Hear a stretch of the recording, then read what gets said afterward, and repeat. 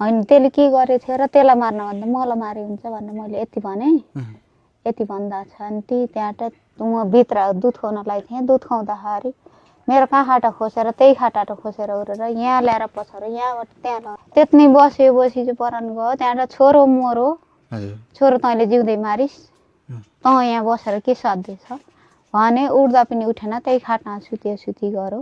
यो कति बजेको घटना हो? राति 8 बजेको। कतै छरछिमेकलाई बोलाउने यस्तो राति 8 बजे कसैलाई फोन पनि लाएन मेरो मोबाइलमा पैसा थिएन। तपाईँको श्रीमानसित पहिल्यैदेखि झगडा हुन्थ्यो? पहिल्यै सबै गाउँलाई चाहिँ थाहा छ गाउँले देख्नु छ हजुर हेर्न पनि अब सबै कतिखेर आउनु र यो खुट्टो बाँचेपछि म 1.5 महिना बसेपछि बसेर खाइस् त सुतेर खाइस् हिँड्न सकेँ मैले काम गर्न जान्थेँ होइन र हिँड्न पनि सकिनँ। बच्चा कति महिनाको थिए? 3 महिनाको। उहाँले रक्सी खानु भएको थियो? रक्सी खाएको थिएँ हिजो पनि गाडी यहाँ वाग्दै हो गएको पुलिसले लिएर जाँदाखेरि हजुर तम्गसटी आएर लिएर जानको। जहिले रक्सी खाएको बेलामा के अघि पछि भने? अघि पछि राति दिन 1.5 महिना भयो मसित कराउन लागेको मैले केही पनि भनेको थिइनँ त्यसलाई मार्छ भन्ने मलाई ऊ पनि यो स्थिति थिएन। अस्ति चाहिँ हजुरलाई पनि पिट्नु भयो?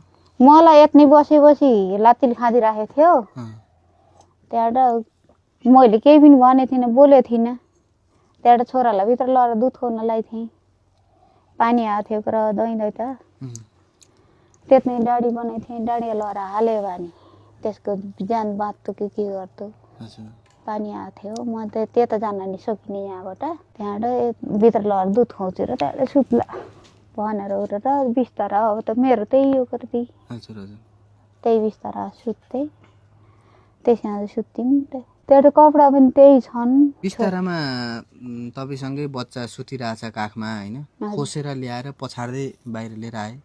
यति गर्दाखेरि पनि मलाई अब सुख शान्ति मलाई भएन। हजुरको नाम? मेरो नाम गीता कुमार इस्मा गाउँपालिका वार्ड नम्बर 2 छल्तीटारा। 3 महिनाको बाबु त्यति सानो निर्दोष बच्चाको हत्या भयो होइन तपाईँले यस विषयमा के बुझ्नु भएको छ? यस विषयमा सर हामीले बच्चा जन्मेको 1 महिनापछि थाहा पाइयो होइन एकान्त घर छ त्यति छिटो थाहा पनि हुन्न अब घटना भएको पनि 2 दिनका दिन थाहा पाइयो एकान्त घर छ त्यस कुरामा त त्यति थाहै भएन हामीलाई। अब पहिला यिनीहरू दुईजना मदिरा सेवन गर्ने त्यसपछि लड्ने झगडा गर्ने दुईजना झगडा भएर कहिले कस कहाँ बस्ने कहिले कस कहाँ बस्ने त गर्थेन नि।